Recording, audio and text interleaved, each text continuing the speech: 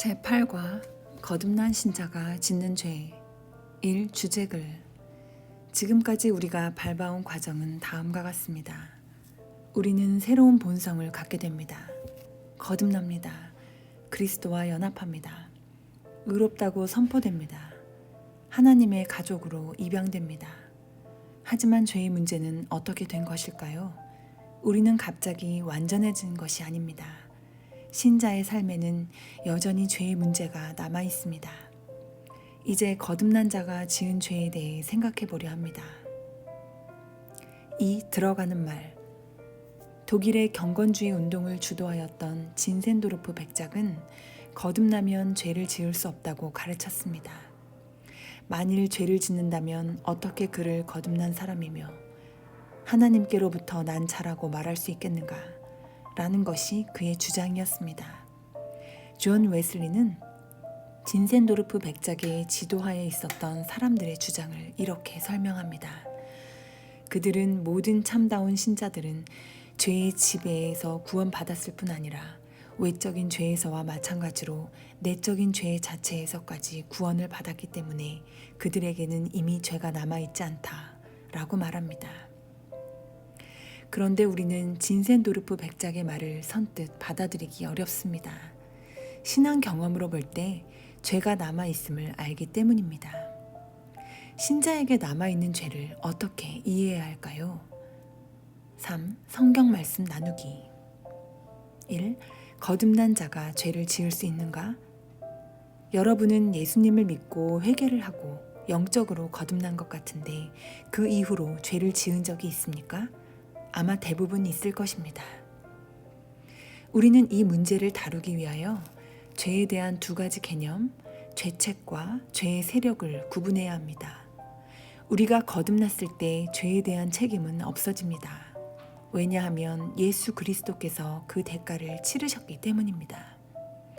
그러나 우리 안에 있는 죄의 세력, 즉 죄 지을 가능성은 완전히 사라진 것이 아닙니다.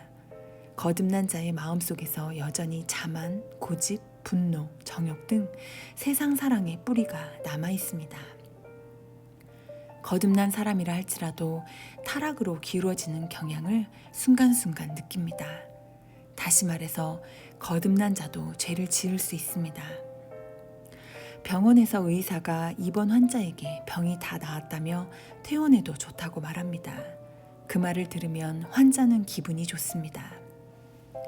그런데 이 말은 환자의 몸에 그 병의 바이러스가 하나도 없다는 말이 아닙니다. 바이러스가 있지만 환자의 체력이 충분히 그 바이러스를 이길 수 있으므로 퇴원해도 괜찮다는 말입니다. 마찬가지 이치입니다. 우리는 거듭났습니다. 영적 건강을 회복했습니다. 그러나 완전히 죄 지을 가능성이 없어진 것은 아닙니다. 우리는 거듭났지만 마음속에는 여전히 죄의 세력이 남아 있습니다. 이 부분에 대해 영국 국교의 신조 구조는 다음과 같이 고백합니다. 원죄는 모든 사람의 본성의 부패를 말하는 것이고 이에 의하여 사람은 그 본성에 있어 악으로 향하는 경향이 있으므로 육이 영과 반대되는 것을 욕망하고 있다. 그리고 이 본성의 부패성은 거듭난 사람에게도 남아있다.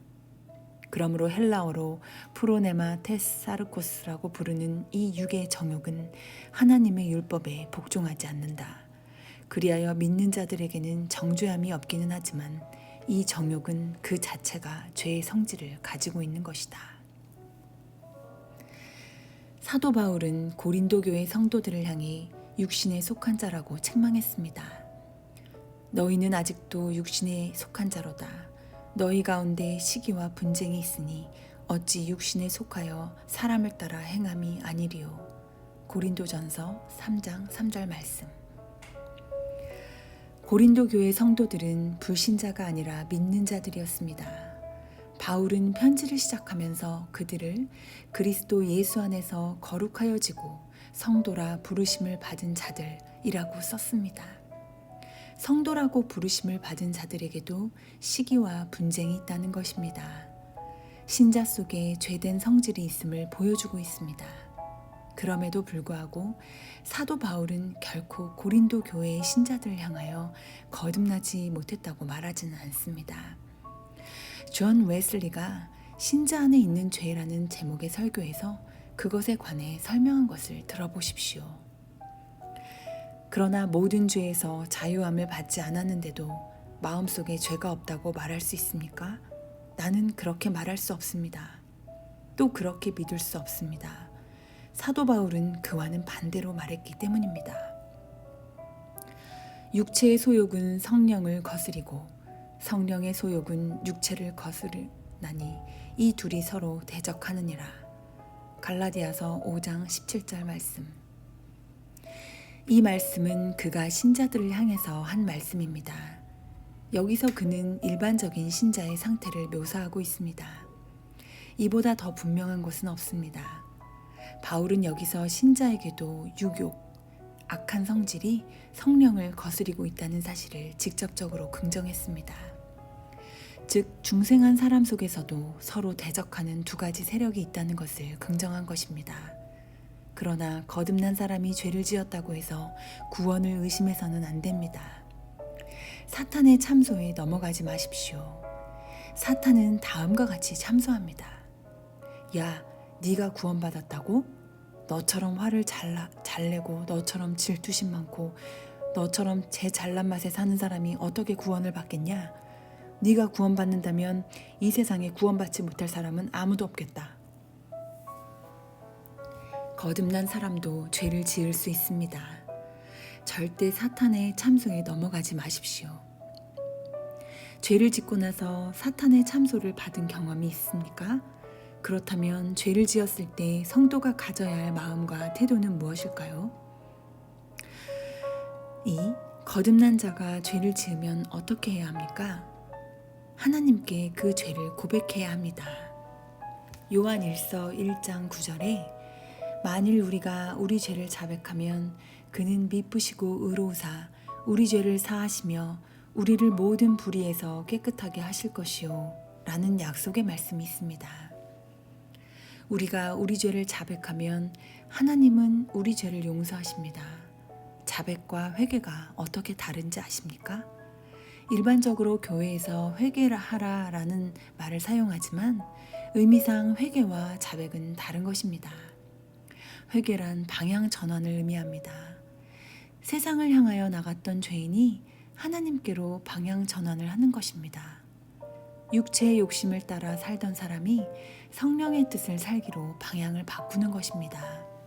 그러므로 회개란 신앙생활의 출발을 의미합니다. 자백이란 하나님께 돌아온 신자가 잘못을 저질렀을 때 그 죄를 인정하고 고백하는 것을 말합니다. 이러한 의미에서 불신자에게 설교할 때에는 회개하라 라고 외쳐야 하고 신자에게 설교할 때는 자백하라 라고 권면해야 할 것입니다. 성령께서 여러분의 죄를 지적할 때마다 자백하시기 바랍니다.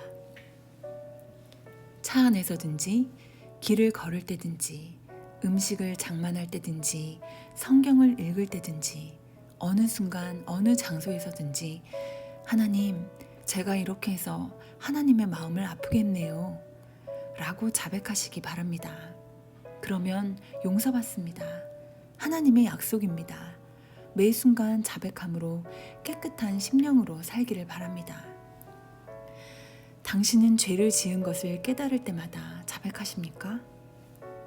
우리는 존 웨슬리처럼 다음과 같이 고백해야 합니다. 주여, 순간순간 나는 필요로 합니다. 당신의 죽음의 공로를.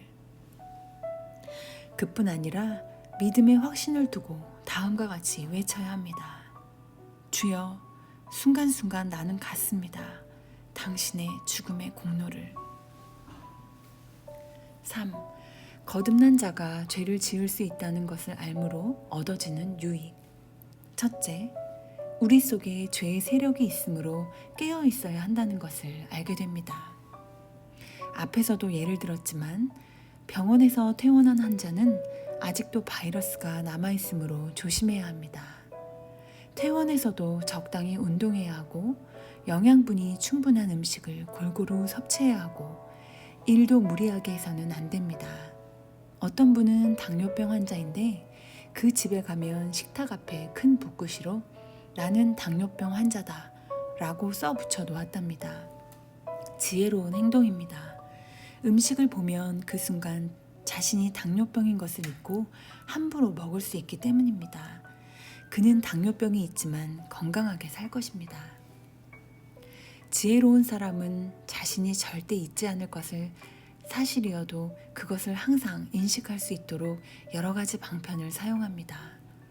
마찬가지로 우리는 거듭났다고는 하지만 죄지을 가능성이 여전히 남아 있습니다. 우리는 우리 안의 죄성에 대해 당뇨병을 조심하는 것보다 더욱 주의를 기울여 조심하고 깨어 있어야 합니다.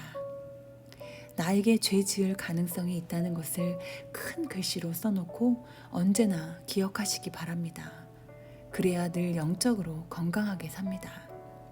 둘째, 주님의 도우심이 없이는 나는 아무것도 할 수 없다는 겸손을 얻게 됩니다.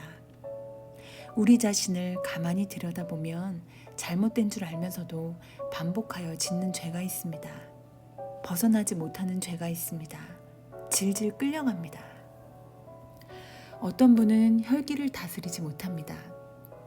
스스로 안 되는 줄 알면서도 그 순간을 참지 못하고 혈기를 부립니다. 어떤 분은 도박을 다스리지 못합니다. 이러면 가정이 망하는데 하면서도 주머니에 10만 원만 있으면 달려갑니다. 어떤 분은 원망을 풀지 못합니다. 이러면 안 되는데 하다가도 그 사람 얼굴만 보면 눈꼬리가 치켜 올라갑니다. 우리는 참 무력하고 한심합니다. 아무것도 할 수가 없습니다. 그래서 주님의 도우심이 없이는 나는 아무것도 할 수 없다는 참 겸손을 얻게 됩니다. 당신은 언제나 겸손한 마음으로 깨어있는 신앙생활을 하고 있습니까? 셋째, 비록 거듭났지만 오늘도 예수 그리스도 보혈이 필요함을 알게 됩니다. 존 웨슬리는 신자의 회개라는 설교에서 이 문제에 대하여 다음과 같이 설명했습니다. 그렇습니다. 입문 단계에 들어선 후에도 회개와 믿음을 그리스도인으로서 생활의 모든 단계에서 계속 필요합니다. 그렇지 않으면 우리 앞에 놓인 경주를 달릴 수 없습니다.